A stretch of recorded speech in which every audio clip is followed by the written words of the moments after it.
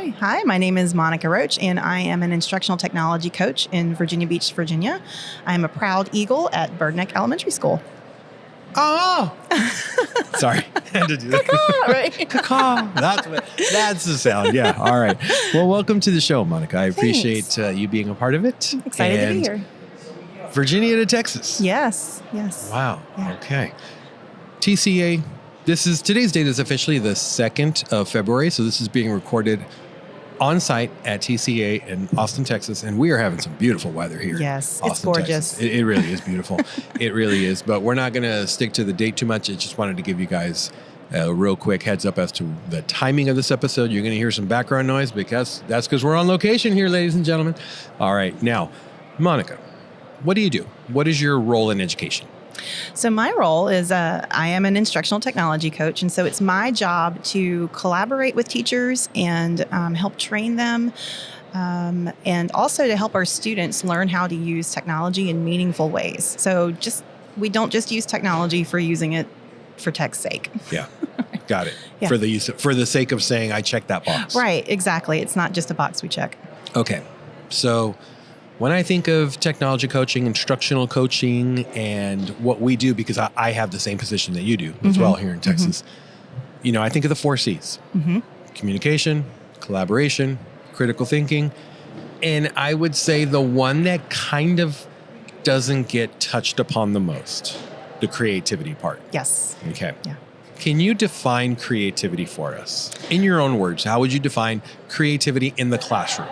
So I think creativity in the classroom, it can take many different forms, but I think that it's going to be students expressing and showing what they have learned outside of those traditional means. So it's not, a worksheet. It is not just, I know, shocking. It's not just PowerPoint slides or Google slides. It is okay for students to color and to draw and to sketch and to use digital forms to show what they are learning. Okay. So I think it takes many different forms. Okay. All right. And you do this with your teachers, right? I do this with my teachers. I try to model it with my teachers first and then say, hey, what do you think about doing this in the classroom? How can we bring this into your classroom? Okay. All right. This reminds me of a particular episode I recorded. I don't remember the episode number. It was like 163, 169. But it reminds me of that horrible, awful F word in education that we can't say anymore, which is fun. Right? Oh, it's such a bad word. It's such a bad word in education, right? Apparently, for some folks. An administrator might walk in or somebody from Central District Office might walk by and they hear laughter. Right. What is going on? Fun that I smell? Stop it. Knock it off. Somebody smoking up some fun? Right. Like, we can't, it's like we can't do that anymore. And that's not to say every administrator, every central office staff member or what have you. No, there are some that are completely on board. But overall, there's this stigma that if students are having fun in the classroom, then they're not learning. Right. And that's not necessarily the case, right? It's so not true. It's so not true. All right. Now, how do you do this?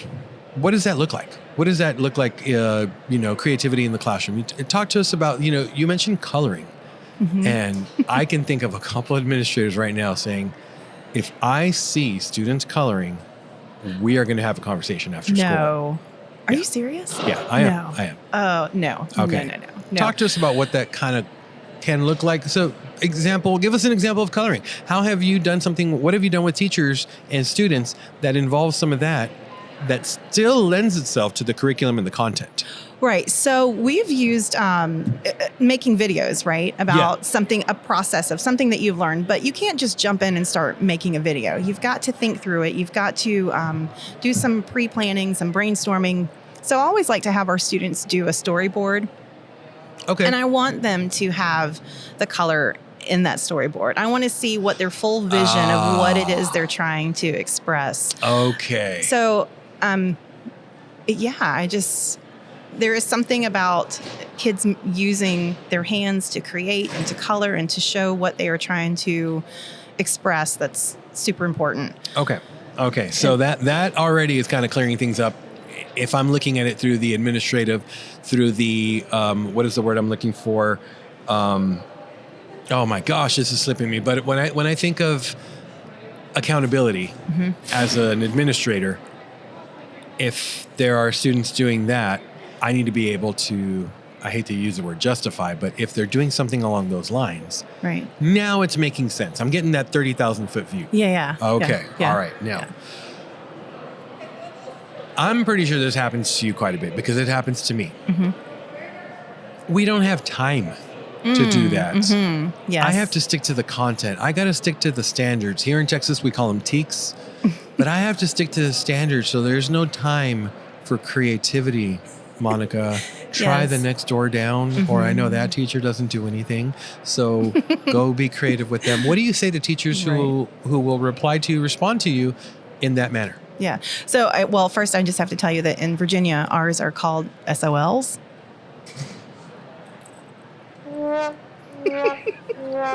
Yes. So in the state of Virginia, you're telling me that the standards that you have to teach that are going to be essentially assessed at that end of the year assessment. The acronym is SOL. SOL. Standards of learning is what it really is. But yes. Okay, that is a whole... I've been wanting to do a conversation with just the acronyms that are used in education. Yeah. But that takes the cake right there. Virginia, SOL. SOL. Okay, all right. But to answer your question, a lot of times what I try to do is when I meet in PLCs with these teachers, I try... Another acronym? Yes, professional learning communities. I try to look ahead into their curriculum, and I especially will look at their performance task. So we're moving more towards having more performance task as assessments versus straight test and that sort of thing. Okay. And so I take a look at their performance task, and it almost is always create a model. We're really hitting the SEPs very hard. Oh gosh. And now that, yes. I think my face said it all. It did. And I'm completely drawing a blank. SEPs. Okay. It'll come to me the minute I walk away from you. Yeah, it will. It will. Okay. Anyway, so I take a look at those performance tasks and I try to see what it is that it's asking students to create. And a lot of times teachers are so focused on it only being a poster or a slides presentation or, something of that nature. But I'll say, hey, why don't we take this and let's 3D print something. Let's design it in Tinkercad and 3D print this to show what they know about the ocean floor in 4th grade. Or we'll create videos using Adobe Express or use some templates in there to demonstrate what those students have learned. Their guided activities are great for remixing into whatever you might need for that assessment. Okay. All right. For the performance task. All right. I'm wrapping my head around it. Okay. So let's role play a little bit. Okay. Okay. You be Monica Roach. How about that? I can do that. And I will be teacher A. Okay. And you just naturally know, we know each other, and you know what unit we're going to be working on or what concepts that we're going to be starting to dive into. And you might have some ideas for this particular unit of instruction. Okay. For this SOP, OPP, you know me. Yeah. So approach me in a natural coaching conversation. Okay. As to, hey, I want to pull you in to work with you kind of thing. Okay. So here I am working. Okay. Hey, Gabriel, how are you doing today? Hey, girl, how you doing? Hey, I'm good. Your coffee looks yummy. Tastes yummy. All right. Nice. Yeah, I'm doing all right. Just kind of getting ready for this, this new unit that we're working on. I'm not fully up to par with the content, so I'm just trying to catch up, Yeah. As a matter of fact, I'm using Brisk Teaching to kind of bring me up to par with it. That way I'm a little bit more aware of the content and I know what I have to teach, but now it's like I got to do the activities and worksheets and that to go along with it. Yeah. That is a really great tool to use, and that would be a great time saver for you, I think. And it will also help you truly unpack those standards. Oh, there's that term. Sorry. SOLs. Yeah. We call them SOLs in Virginia. Yeah. Monica. Yeah. But, I think that I was looking ahead into your unit, and I see that at the end, you have to have your students create, you have to talk about the famous 5 Virginians in 5th grade. And so I think that maybe we could do a video where you have that famous Virginian do the speaking and talking about themselves. So your students do the research, and then I can come in and I can co-teach with you, or I'm happy to model this lesson for you. What would you prefer? That sounds fine and dandy, but I don't have time. That sounds like a lot of fun. Yeah. And I don't want to be put on an improvement plan. So I think that might be a little too much fun. And I don't see the educational content and relevance to this unit. Well, how about if you and I sit down maybe tomorrow or your next open planning block that you have, and I'll just sit down for a few minutes and kind of show you my vision for what I have for this, and then we can take a look as to how we can implement it. And like I said, I'm happy to come in and do this for you. Okay. How are the standards going to be addressed? Because this videos, like I don't see how the video would tie into this totally particular aligns with SOL. It totally aligns with our SOL because, with our famous Virginians, you have to talk about how they contributed to Virginia and and scene. Right. Done. Okay. Thank you.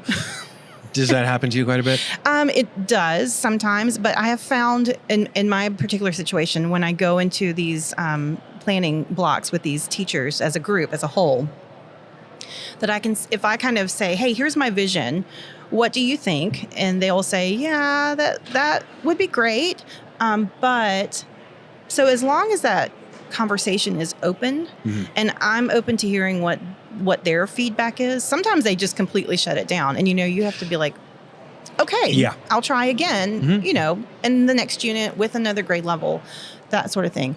But I think that when you're open to hearing that feedback from them, that validates their feelings, and they don't view you as like you're just trying to slough things off, or you're trying to completely derail my lessons. It takes time, right, to build those relationships. But when they see that that's the case, that you truly are trying to do what's best for students to help them truly grasp what they need to learn, it helps, I think. Got it. Yeah. You don't sound so much like a car salesman. No, absolutely not. In fact, I find that a lot of my coaching is not in a formal coaching setting where we're sitting down and we're doing this, but a lot of the coaching I do is just kind of in conversations in the mailroom or in the production room or walking down the hallway as we, that sort of thing. So impromptu kind of thing. Yes. And I find that it's a little bit more well received. Okay. All right. Way. So if there are any coaches that are listening to or watching this, just know that it takes time. You got to build those relationships, but especially when you're talking about a topic, as it can be a hot button for some people, the creativity, because some people just don't see the end vision. They don't see the end product and how it can relate to the TEKS. But when you have those relationships and those rapports with teachers, then you can start opening those eyes. Yes. So, all right. Talk to us a little bit about some of the creative things that you have done with teachers for your particular school district. Yes. So, okay. There's so much. Is there one particular lesson, project, activity that really stands out that maybe the teacher had an aha moment, like, holy cow, this is, number one, it's standards based. Number two, I have that end product that we're looking for. And number three, kids are engaged. Things are going well. It sounds like there's fun happening. Yeah. So in Virginia Beach, that's where my school district is, in Virginia. Okay. Shout out Virginia Beach. We, in the elementary level, we have one tech coach in each elementary school. Okay. Secondary have 1.5 to 2 tech coaches just because of the size. The numbers. So I have a colleague that was at another school, and one of her 5th grade teachers is a friend of mine. And she was like, hey, I would really like to do something. It actually was this famous Virginians project. All right. She was like, I really would like to do something creative and fun. I just don't know what to do.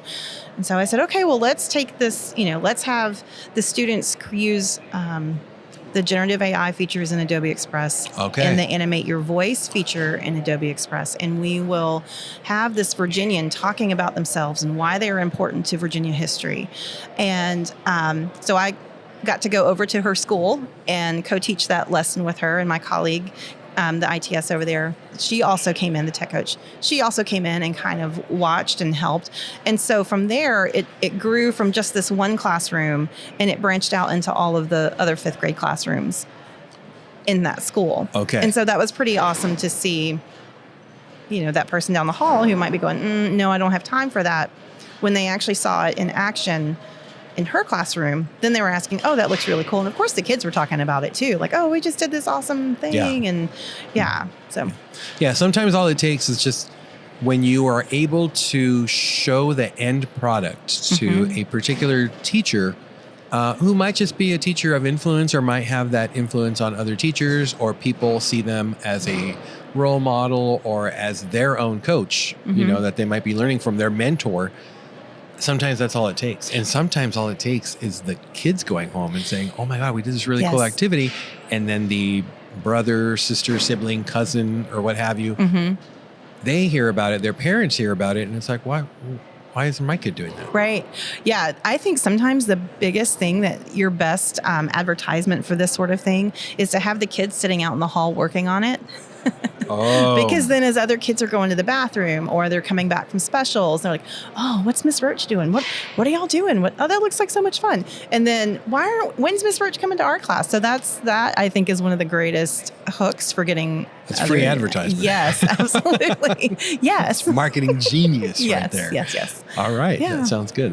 Good. Okay. So kind of defined creativity, it can be adapted to basically any content area. Absolutely. Yeah. Have there been scenarios in which you've been approached to do something with a teacher, by the teacher, and you didn't quite know what to do, but you maybe leaned on a counterpart or what have you to kind of say, hey, I've done this in the past. Yeah. Check this out. Let me lend you some information or material. Yes. So I think that sometimes our science units are a little difficult to find. The science SOLs? Yes, the science SOLs. They're a little challenging sometimes to find well, I guess there's room for it, but it's just sometimes the problem that is proposed. The challenge that is proposed for those performance tasks. The younger kids sometimes have a really hard time understanding and envisioning what it is that the problem that they need to solve. So, they really have to rely on those critical thinking skills. Yeah, I could see that. Right. So a lot of times I'll say, hey, why don't we take a look at something like Brisk, and let's take that and have it break down what it's asking the kids to do. Let's put that on, a 3rd grade level, so that put that language into a 3rd grade level so that the kids can understand better what it is that they need to do. So I think, we're in such an amazing age with all of the AI that's available out there, to have that counterpart that can come alongside of us and break things down for us and kind of give us ideas as to where we can go.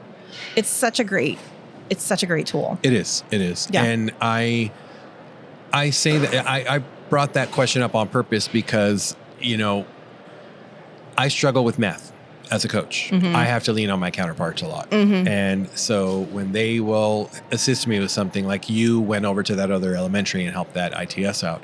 And it's just that brotherhood, that, hey, we're all in this together. Yeah. Let's tag team some things at times to make that happen, because if we can hook students with creativity and we can give them just a little, maybe some choice and some voice in how they demonstrate and get that final product, we've got them. Yeah. Oh, yeah. We've got them. Yeah. Yeah. And I have to give a shout out to our ITSs in Virginia Beach, especially our elementary ones. We do such a fantastic job of, hey, I have created this for my grade level. Here you go. Use it or lose it. It's fine. Yeah. But it's here, and we all share. And it's great to have that kind of collegial relationships and collaboration amongst each other, even though we're not in the same schools. We only see each other maybe once every other month as a whole, but to have that sharing going out, and it's great. It's that PLC. Absolutely. Really is. Yeah. If you could go back, how long have you been in this position? So this is my 6th year as an ITS. If you could go back in time 10 years, but you had everything available to you at your disposal now, this day and age, 10 years ago, what would your classroom look like? Oh gosh. So 10 years ago, With creativity in mind. yes. So 10 years ago, I was teaching in a high school. Okay. So I went from high school to elementary. That was a huge shift. And I was teaching social studies, World History 1, World History 2. I taught in a flipped classroom. So my The students... desks were on the ceiling? Yes, kind of it was thing? amazing. It was fantastic. Yeah. Okay. But the students would watch videos for homework, take notes. We would come in and then do more of those Do a deep dive. Yeah. Answer questions. What are you confused about? What do you think about this? Have those good, solid conversations. But it also opened me up to more hands-on activities. So maps and vocabulary and projects and things that, just we didn't have time for then. If I had had all the tools now back then, it would be a total game changer. I mean, we would be creating videos, we would be creating digital posters, and there's the digital art to it. Using generative AI to communicate what you're thinking, because you said that you're not good at math. Okay, now you're starting to put words in my mouth, Monica.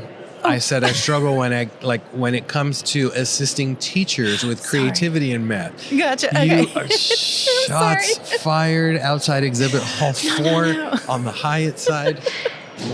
Sorry. I'm so sorry. Please. Okay. You're not good at math. You suck at that particular content area. Okay, all right. No. But your classroom would definitely look different. It would be hands-on. Absolutely. Way more hands-on than it was. Yeah. Because, I was thinking about, I'm a creative person. I love being creative. Okay. I will paint. I crochet. All this stuff. But I cannot draw worth a lick. I can write, but I can't draw. So using the generative AI, if I wanted to create a poster of something and I have a vision of it in my mind and I know that I can't physically get that on paper, to have a digital tool where I can do that using my words, I think that's so powerful. Okay. Yeah. All right. That sounds good. All right. You've given us a lot of food for thought, a lot of things to consider. If you are that teacher, maybe listening or watching a video clip or the entire YouTube video on YouTube, then maybe, and you're of that mindset of, I just can't do it. I can't justify the creativity part of it because I got to stick to these standards, these SOLs. And I don't want to run the risk of possibly being looked at or by my administration, other teachers, parents as having fun when we should be focusing on the standards. Just know that with the help of, let's say, your instructional technology specialist, your coach, your whatever, or just the creativity that you have within you, you can make those things come to life. You can do it in a way in which students are engaged. They're having fun. They're having those conversations. They're collaborating. They're thinking critically. They're communicating amongst each other. Absolutely. And they're being creative while still sticking to the content. Yes. It can be done. It can be done. And it can be done in math, whether you're good or, in your words to me, whether you suck at it. So sorry. I'm so sorry. It's all good. I'm not good at math. Yeah. Well, I did take math all 5 years of high school. So, okay. Yeah. All 5 years. Yeah. All right. Sounds good. Well, how can people connect with you on social media? I am on X. I am on Blue Sky. It's at Monica Roach 15. That's the best place. Okay, yeah, those sounds good. All that information is going to be in the show notes. Yeah, all those links and information will be in the show notes. That way you guys can connect with Monica and everything that she's doing and start maybe thinking about creativity. You can reach out to her, reach out to me, or reach out to whoever it is on your campus or in your district or organization to have those conversations of, maybe I am not as creative as I thought I was, and maybe I can interject this in my social studies, in my economics class, in my math SOLs or what have you. Yes. And just know that it can be done. With baby steps and a vision, it can be done. Absolutely. All right. Sounds good. Thank you for everything that you do in our educational space. Thank you for what you do with our teachers, our students, and our community to build up creativity. And I tip my hat to you. Thank you so much. Thank you. Thanks for all that you do too. Thank you. $1 million question, most difficult question you'll be asked the entire conference. Are you ready? Corn tortillas or flour tortillas? Oh, I know what I'm supposed to say. No, you go with your gut. Literally go with your gut. Well, I All prefer. right. Can you just please answer the question with your gut? I feel like it depends on the food. What's in the tortilla? I think that makes a difference. Corn tortillas or flour tortillas? Flour. Okay. There we go. There we go. All right. Sounds good. Yeah. You know I'm team corn, but I respect a good flour tortilla. So. Yeah, if it's a good one. Yeah, absolutely. Yeah. Well, thank you very much. I appreciate it. Enjoy the rest of the conference. Thanks. Safe travels back to Virginia. And I'd love to connect with you at some point in Virginia. Sounds good. Yeah, that'd be great. All right. Yeah. Have a great day. All right, thanks.